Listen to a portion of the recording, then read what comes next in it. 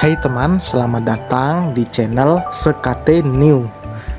Jangan lupa pada teman-teman untuk like, komen, dan subscribe supaya tidak ketinggalan update dari channel ini. Mimin ucapkan terima kasih. Selamat menyaksikan. Seina, kamu sudah bangun? Tumben sayang. Leno yang awalnya terkejut langsung bisa mengendalikan dirinya. Ia tersenyum kemudian menghampiri istrinya yang masih menatapnya penuh curiga itu. Aku haus. Kamu ngapain sama dia? Tanya Seina yang sudah tidak seakrab dulu lagi dengan Arumi. Itu semua gara-gara ibunya yang selalu membanding-bandingkan dirinya dengan menantu kesayangannya itu. Seina jengkel setiap kali ibunya memintanya untuk bisa tertutup seperti kakak iparnya. Ia juga merasa jika ibunya pilih kasih, lebih peduli pada Arumi daripada anaknya sendiri. Tadi aku ngadem di balkon atas. Sayang, pas mau turun buat sholat subuh, tiba-tiba Kak Arumi juga keluar dari kamarnya. Ucap Reno yang tentu saja terasa janggal untuk Seina. Wanita itu tidak mau percaya begitu saja. Ia merasa jika ada yang disembunyikan oleh suaminya serta kakak iparnya itu. Kamu sholat subuh? Tumben. Sindir Seina masih menunjukkan tatapan yang mengintimidasi. Kok tumben sih? Sebagai menantu seorang hajah, tentu aku harus rajin beribadah. Bukan begitu, Kak Arumi. Reno melirik Arumi dan menyunggingkan senyum manisnya. Terlihat biasa saja, namun entah mengapa membuat Seina jengah. Iya, Seina, sebaiknya kita sholat bersama yuk, ajak Arumi. Seina terdiam sejenak kemudian mengangguk. Karena ingin mencari simpati ibunya lagi, ia pun terpaksa untuk ikut sholat berjamaah. Padahal dirinya sangat ngantuk sekali kali ini. Kalian duluan saja. Aku tiba-tiba sakit perut. Kalau aku lama, gak apa-apa tinggal saja. Nanti mama yang akan jadi imamnya. Ucap Reno yang membuat Seina semakin terheran-heran. Tadi katanya mau sholat, sekarang malah sakit perut. Aneh sekali, batin Seina. Yuk, ke musola, Sein. Mama pasti sudah menunggu. Ajak Arumi yang berjalan mendahului Seina menuju musola kecil di rumah kakaknya itu. Seina menggelengkan kepalanya dengan cepat, mengusir prasangka buruk yang saat ini bersarang di benaknya. Seharusnya ia tidak boleh curigaan seperti ini. Wanita tertutup dan rajin beribadah seperti Arumi mana mungkin ada sesuatu dengan suaminya. Kedua wanita itu langsung menuju tempat wudhu yang letaknya ada di samping musola kecil dengan nuansa outdoor di taman belakang rumah Tiara. Saat Arumi membuka kerudungnya dan hendak mengambil wudhu, Seina dibuat tertegun sejenak. Kecurigaan yang ingin ia buang itu kini hinggap kembali saat melihat rambut Arumi yang tergerai dan basah. Mas Arkan kan gak pulang, kenapa dia harus keramas pagi-pagi sekali? Gumamnya. Sebaiknya kamu pulang, Arkan. Mama kamu pasti khawatir. Bu Dewi berbicara pelan pada menantunya yang semalam menginap. Akan mencari Tiara ke rumahnya. Pria itu sampai kemari tengah malam.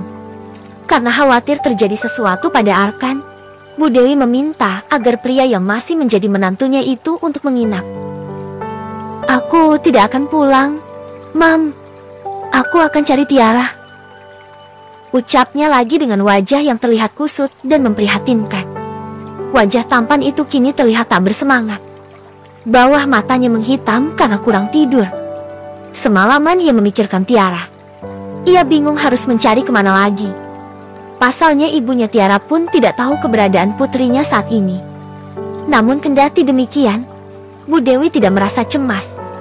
Tiara adalah anak yang cerdik dan mandiri. Tentu saja dia pasti bisa menjaga dirinya baik-baik. Menghilangnya dia sekarang, tentu sudah dipikirkan matang-matang. Bu Dewi sangat paham bagaimana sifat putrinya. Tiara tidak akan gegabah dalam mengambil suatu tindakan. Mami tahu bagaimana perasaan kamu, Arkan. Tapi jika memang perpisahan yang Tiara inginkan, tolong kamu hargai. Tiara juga berhak untuk memilih jalan hidupnya. Ucap Bu Dewi. Wanita yang memiliki sikap lembut dan sedikit lemah berbanding terbalik dengan Tiara yang tegas dan barbar itu masih saja berbicara ramah pada pria yang telah menyakiti putrinya. Tidak, Mam. Aku sangat yakin jika Tiara masih sangat mencintaiku. Rumah tangga kami masih bisa diperbaiki. Aku akan minta mediasi di pengadilan nanti. Ucap Arkan kemudian bangkit dari duduknya. Aku pamit dulu, Mam. Terima kasih untuk tumpangannya. Arkan meraih tangan ibu mertuanya lalu mencium punggung tangan itu dengan takjin. Bu Dewi menatap kepergian menantunya dengan nanah. Sebenarnya ada rasa kasihan pada Arkan. Tapi ia lebih kasihan pada putrinya. Sudah berusaha menjadi istri dan ibu yang sempurna, namun tetap saja diduakan. Hanya karena satu kesalahan Tiara yang belum siap berhijrah. Tiara, dimanapun kamu berada, Mami akan selalu mendoakan yang terbaik untukmu. Semoga perceraian yang kamu inginkan akan segera kamu dapatkan. Ucap Bu Dewi dengan doa setulus hati. Waktu menunjukkan pukul 11 siang ketika Tiara sampai di sebuah mall.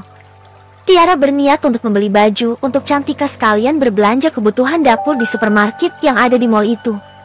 Masih banyak yang harus ia beli. Bahan-bahan dapur pun masih kosong. Tiada berniat untuk belanja sekalian untuk 2 minggu ke depan. Sebelumnya Yuna sudah melarangnya untuk keluar seorang diri. Namun karena hari ini Yuna masuk kantor, Tiara tentu tidak mau merepotkan sahabatnya. Tadinya ia mau minta antar Kania. Namun teman yang kini menjadi tetangga sebelahnya itu sedang tidak enak badan. Niatnya untuk berbelanja seorang diri itu menjadi malapetaka untuknya. Arkan yang tentunya punya banyak kenalan itu langsung menyebar kabar kehilangan Tiara dan juga meminta teman-temannya untuk mengabarinya jika melihat plat nomor mobil istrinya itu. Saat Tiara sedang memilih-milih buah di supermarket itu, tanpa ia sadari Arkan pun ada di sana. Arkan yang mendapatkan kabar dari salah satu temannya karena semalam ia telah menyebar plat nomor mobil Tiara, seketika langsung menuju lokasi di mana temannya saat itu berada di mall itu juga. Arkan yang sudah paham jika Tiara jarang berbelanja barang yang tidak penting itu langsung menuju supermarket yang ada di lantai bawah. Benar saja, Tiara ada di sana sedang berbelanja. Tanpa menunda waktu, Arkan bergegas menghampiri Tiara lalu menarik tangannya menjauh dari keramaian. Tiara yang terkejut hendak berteriak. Namun Arkan langsung membekap mulut istrinya itu. Jangan berteriak kalau tidak mau jika aku sampai menyakitimu, ancam Arkan. Tiara mengangguk. Jujur saja, selain kaget, ia juga takut sekali saat ini. Dirinya sendirian. Tiara menyesal tidak mendengarkan kata-kata Yuna yang melarangnya untuk keluar dulu untuk sementara waktu. Arkan menarik paksa tangan Tiara, membawanya ke basement yang nampak sepi. Pria itu membuka mobilnya dan meminta Tiara untuk masuk. Sepanjang perjalanan dari supermarket itu menuju parkiran, banyak pasang mata yang memperhatikan. Alih-alih membantu seorang wanita yang ditarik paksa seorang pria, mereka malah mengabadikan momen itu dengan kamera ponsel masing-masing. Seolah apa yang terjadi pada Tiara saat ini adalah sebuah tontonan yang menarik. Tak ada satupun yang iba. Adapun seorang ibu-ibu parubaya yang hendak menolong, namun seorang remaja yang bersamanya langsung menarik tangan ibunya itu dan memintanya agar jangan terlibat dalam urusan orang lain. Yuk, pulang. Dek, Mas mencarimu sejak kemarin, ucap Arkan dengan nada yang lemah lembut. Tapi entah mengapa, Tiara malah takut melihat Arkan saat ini. Mata Arkan memerah. Bau alkohol pun menyeruak saat pria itu bicara. Kamu mabuk? Tanya Tiara seraya mencoba untuk melepaskan cekalan tangan Arkan. Bukan urusanmu. Sekarang ayo ikut Mas pulang. Arkan memaksa. Gak, Mas. Kamu pulang saja sendiri. Kita sebentar lagi akan bercerai. Aku sudah tidak mau tinggal denganmu, ucap Tiara yang membuat Arkan langsung menggelengkan kepalanya dengan cepat. Mas gak mau bercerai, sayang. Mas minta maaf. Jika ini karena kehadiran Arumi, Mas akan mentalaknya segera. Pulang yuk, sayang. Kita hidup bahagia lagi seperti dulu, ucap Arkan masih mencoba untuk membujuk Tiara. Tiara tersenyum kecut. sudah terlambat. Meskipun Arkan mentalak Arumi, ia tetap tidak mau kembali. Tiara telah memberikan kesempatan di awal, tapi Arkan malah menyia-nyiakannya dan tetap mempertahankan hubungannya dengan Arumi. Andai Arkan saat itu mau meninggalkan istri keduanya, mungkin Tiara tidak sebenci ini dan tidak akan sampai memilih untuk jalan perpisahan. Semuanya sudah terlambat.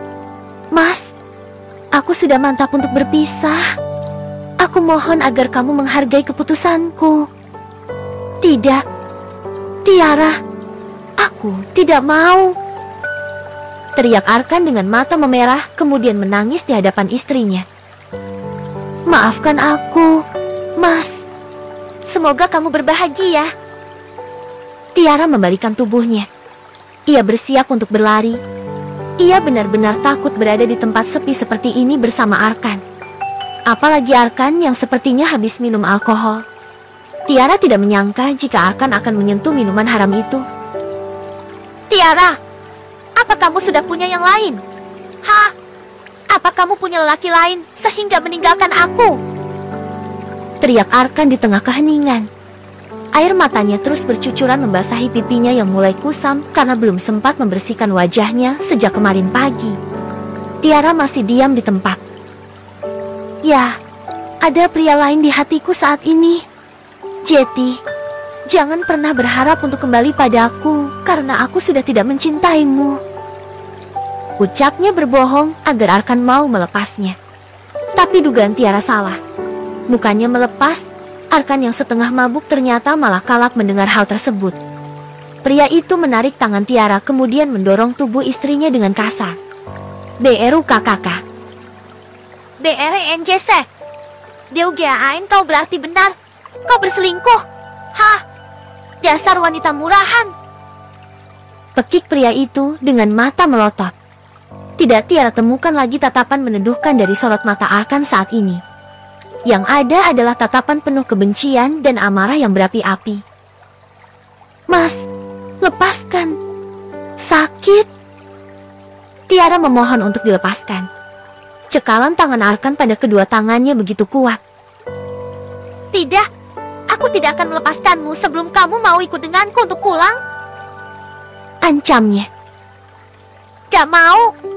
Aku tidak akan pulang. Aku tidak mau ikut sama kamu. Tegas Tiara yang membuat Arkan semakin naik pitam. Kau harus pulang. Kau dan Cantika milikku. Kalian milikku. Tidak, Mas. Aku gak mau. Lepaskan. Tiara terus memberontak. Pria itu tidak mampu lagi menahan emosi yang bergejolak di dalam dada. Ia menjambak rambut Tiara kemudian menariknya untuk masuk ke dalam mobil. Tiara memberontak hingga kepalanya terbentur pintu mobil. Arkan hendak menutup pintu mobil saat tubuh Tiara sudah masuk, namun dengan sebelah kaki, Tiara mengganjalnya. Ahahaha. Tiara berteriak saat Arkan sekuat tenaga hendak menutup pintu itu, sementara kaki Tiara masih mengganjalnya sehingga Tiara bisa merasakan kakinya yang benar-benar sakit. Masuk gak? Gak mau. Aku gak mau ikut sama pria menjijikan seperti kamu, Mas. BRAK. Tiara berhasil mendorong pintu mobil itu sehingga terbuka kembali dengan lebar. Ia berusaha keluar meskipun dengan kaki terpincang-pincang. Mau lari kemana kamu? Hahaha. Arkan mengejar, ia kembali menjambak rambut Tiara. Wanita itu terus meminta ampun. Arkan benar-benar sudah dikuasai nafsu akibat pengaruh minuman haram itu. Plak. Satu tamparan kencang mendarat tepat di pipi mulus Tiara. Tamparan itu begitu kuat hingga membuat Tiara sampai terhuyung. Tiara meringis. Ia memegang sudut bibirnya yang mengeluarkan darah segar. Air mata langsung berjatuhan membasahi pipinya. Ia seolah tidak mengenal lagi Arkan. Dirinya tidak pernah mendapatkan perlakuan kasar seperti ini sebelumnya. Bangun kamu. Kalau kamu tidak mau kembali padaku, lebih baik kamu mati agar tidak ada yang bisa memiliki kamu. Arkan benar-benar gelap mata. Ia seolah tidak sadar dengan apa yang dilakukannya saat ini. Pria itu kembali menjambak Tiara dan membenturkan tubuh Tiara ke samping mobilnya. Kedua tangannya langsung mencekik leher wanita yang disayanginya, namun kini telah membuatnya patah hati karena penolakan yang terus-menerus. Mas, lepaskan. Tolong. Tiara mencoba untuk memberontak. Namun tenaga Arkan tidak sebanding dengan tenaganya. Arkan terus mencekik Tiara hingga wajah Tiara memerah. Wanita itu kesulitan untuk bernafas saat ini. Dengan air mata berlinang dan kesakitan yang ia rasakan saat ini, dalam hati Tiara membatin, "Ya Allah, apa ini akhir dari hidupku?" Bersambung.